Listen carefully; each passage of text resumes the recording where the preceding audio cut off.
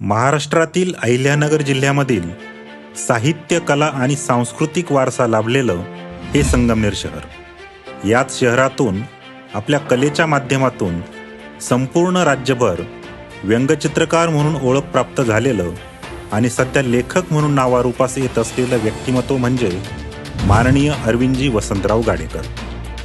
80च्या दशकात वडील वसंतराव गाडेकर यांची संगमनेर ठिकाणी बदली झाली आणि तेव्हापासून गाडेकर कुटुंब संगमनेरवासी झाले ते आजतागायत. BCom पदवीनंतर अरविंदजी गाडेकर यांनी तहसील कचेरीसमोर अरविंद झेरॉक्स या नावाने टायपिंग आणि झेरॉक्स हा व्यवसाय चालू केला. विद्यार्थी दशेपासून असलेली चित्रकलेची आवड त्यांना स्वस्थ बसू देत नसायची. आपल्या व्यवसायासोबत अर्थार्जनासाठी त्या काळी कुठे बोर्ड रंगवण्याचे काम असेल, पोस्टरचे काम असेल, ते काम ते करत गेले. सुरुवातीला संगमनेरमधील स्वातंत्र्य चौक येथे हे कुटुंब वास्तव्यास होतं. शेजारच्या कुटुंबाकडे लोकमत पेपर यायचा. एके दिवशी त्यांची नजर पेपरमधील पॉकेट कार्टून्सवर पडली आणि ते या पॉकेट कार्टून्सच्या प्रेमात पडले. अरविंद गाडेकर सदर कार्टून हुबेहूब रेखाटून काढायचे. 300 दिवसात 300 कार्टून्स रेखाटून झाले. त्यावेळी संगमनेरमध्ये संगम संस्कृती आणि सायन दैनिक आनंद ही वृत्तपत्रे खूप लोकप्रिय होती. 300 कार्टून्स रेखाटून झाल्यावर त्यांनी स्वतःच्या कल्पनेतून संगमनेर नगरपालिकेच्या तिजोरीवर एक व्यंगचित्र काढले. ते या दैनिकातून प्रसिद्ध झाले. आपली स्वनिर्मिती कुठेतरी छापून येणे हे नवोदित कलाकारास प्रेरणा देणारे असते, जे की संगम संस्कृती आणि आनंद या दैनिकांनी केले आणि येथून सुरू झाला त्यांचा व्यंगचित्रकलेचा प्रवास. त्यावेळेस सामाजिक विषयावर भाष्य करणारी व्यंगचित्रे हे असंच चालायचं या सदराखाली या दैनिकातून प्रसिद्ध व्हायला लागली, जी वाचकांच्या पसंतीस उतरली. व्यंगचित्रकार अरविंद गाडेकर म्हणून त्यांची नवीन ओळख तयार झाली. जगप्रसिद्ध व्यंगचित्रकार RK लक्ष्मण यांच्या संगमनेर भेटीत त्यांनी गाडेकरांची व्यंगचित्रे पाहून कौतुक केले. त्यांची ही कौतुकाची आणि शाबासकीची थाप त्यांच्या प्रवासात ऊर्जा देणारी आहे. शिवसेनेचे संस्थापक व व्यंगचित्रकार बाळासाहेब ठाकरे यांच्या प्रेरणेतून स्थापन झालेल्या कार्टूनिस्ट कंबाईन या संस्थेच्या खजिनदारपदी त्यांची वर्णी लागली. राज्यातील दिग्गज व्यंगचित्रकारांशी त्यांचा संपर्क आला आणि बहुमोल मार्गदर्शनही लाभले.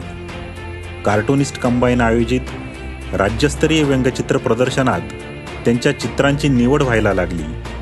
मुंबई, नागपूर, पुणे, ठाणे, कोल्हापूर, नाशिक अशा अनेक प्रमुख शहरांत व्यंगचित्र प्रदर्शनात त्यांची चित्रे झळकू लागली. पुण्याच्या बालगंधर्व कला दालनात व्यंगचित्र प्रदर्शनात झालेली निवड म्हणजे संगमनेरचा सन्मान म्हणून संगमनेरकर पाहू लागली. चित्रकलेचे कोणतेही शिक्षण नसताना अरविंद गाडेकर यांनी स्वतःची शैली निर्माण केली आहे. सदर प्रदर्शनात प्रमुख उपस्थिती लाभलेले मनसे प्रमुख आणि व्यंगचित्रकार राज ठाकरे, शीत फडणीस, इतिहासकार बाबासाहेब पुरंदरे यांनीही गाडेकरांच्या व्यंगचित्रकलेचे आणि प्रवासाचे कौतुक केले आहे. आज मी तीच गाडेकरांची व्यंगचित्रे सकाळ, लोकमत, गावकरी, सार्वमत, संध्यानंद, आनंद, युवा वार्ता यांसारख्या आघाडीच्या दैनिकांत प्रसिद्ध झालेली आहेत. दरवर्षी जवळपास 100 दिवाळी अंकात त्यांची व्यंगचित्रे प्रकाशित होतात. मार्मिकसारख्या साप्ताहिकातून तर त्यांची व्यंगचित्रे वाचकांच्या भेटीस येत असतात. सध्या सोशल मीडियावरील संगमनेरी तडका या पेजवरील त्यांची व्यंगचित्रे चांगलीच व्हायरल होताना दिसतात. धावपळीच्या जीवनशैलीत ताणतणावातून मुक्त होण्यासाठी गाडेकरांचं व्यंगचित्र पाहिलं की चेहऱ्यावर हसू उमटतं आणि समस्यांचा विसर पडतो. या अगोदर गाडेकर यांची हास्य जरा आणि सासू व्हर्सेस सून ही व्यंगचित्रावर आधारित पुस्तके प्रकाशित झालेली आहेत, जी वाचकांच्या पसंतीस उतरलेली आहेत. ज्या कलेने मान वाढवला त्याच कलेने त्यांना अनेक सन्मानही प्राप्त करून दिलेत, ज्यात अनेक राज्यस्तरीय पुरस्कारांचा समावेश आहे. 11,000 व्यंगचित्रे साकारले म्हणून महाराष्ट्र बुक ऑफ रेकॉर्ड यामध्ये त्यांची नोंद करण्यात आली आहे. मागील वर्षी 12,200 व्यंगचित्रांचा टप्पा पार केल्याबद्दल लंडन येथील आंतरराष्ट्रीय संस्थेने global book of excellence England हा अवॉर्ड मुंबई येथील दिमागदार कार्यक्रमात प्रदान करण्यात आला. आपल्या व्यग्रतेतून समाजभान जपताना अनेक सामाजिक संस्थांशी गाडेकर जोडले गेलेले आहेत. यामध्ये संगमनेरमधील आधार फाउंडेशन, अंधश्रद्धा निर्मूलन समिती, इतिहास संशोधन मंडळ या संस्थेच्या सदस्यपदी तर संगमनेर साहित्य परिषदेचे विद्यमान अध्यक्षपद ते भूषवत आहे. मनुष्यातील कुतूहल जिवंत असलं की शिकण्याची द्वारे आपोआप उघडतात असं म्हटलं जातं, जे अरविंद गाडेकर यांना तंतोतंत लागू होतं. वयाच्या 60व्या वर्षी त्यांनी पत्रकारिता अभ्यासक्रमास प्रवेश घेतला, जेथे त्यांचा वाचन व लिखाणाकडे कल वाढला. स्वतःची जोरदार निरीक्षण शक्ती, वाचनाची आवड, दररोज घडणारे प्रसंग लिहिण्यास उद्युत करीत राहिले. जे अनुभवलं, मनाला भावलं ते कागदावर उतरायला सुरुवात झाली. ललित लेख म्हणून अनेक दैनिकांनी तर कधी स्वतःच्या सोशल मीडिया पेजवरून हे लेख वाचकांपुढे आले. वाचकांच्या खूप चांगल्या प्रतिक्रिया समोर येत गेल्या आणि याचाच परिपाक म्हणजे व्यंगचित्रकार आणि आता लेखक म्हणून नावारूपास येत असलेलं अरविंद गाडेकर यांचं मनातलं पानावर हे पुस्तक. आपल्या या व्यंगचित्रकार ते लेखक या प्रवासाबद्दल सांगताना ते म्हणतात, कागदावर जेव्हा आपण रेषा उमटवतो आणि त्या उमटवीत असताना त्याला जेव्हा मार्मिक शब्दांची जोड देतो तेव्हा एक चांगलं मार्मिक आणि काहीतरी संदेश देणारं व्यंगचित्र तयार होतं. अशी खूप व्यंगचित्र झाली आणि त्याची रेकॉर्ड्स पण झाली. लक्षात आलं की थोडी निरीक्षण शक्ती तर होतीच, परंतु वाचनाची आवड निर्माण झाली. आणि माझ्याही लक्षात आलं की माझ्या जीवनामध्ये प्रवासामध्ये आत्तापर्यंतच्या प्रवासामध्ये असे अनेक प्रसंग आणि सत्य घटना घडल्यात की ज्या मी असं वाटलं की ह्या शब्दरूपात का नसाव्यात.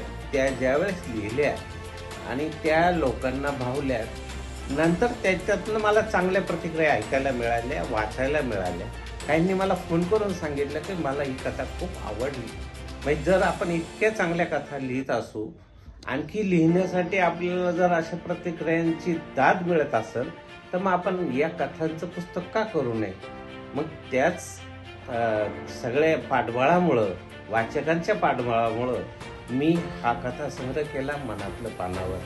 खरं तर एखाद्या लेखकाचा, व्यंगचित्रकाराचा प्रवास चालू असताना खरं नमूद करावं वाटतं की त्याला हवी असते कुटुंबाची साथ.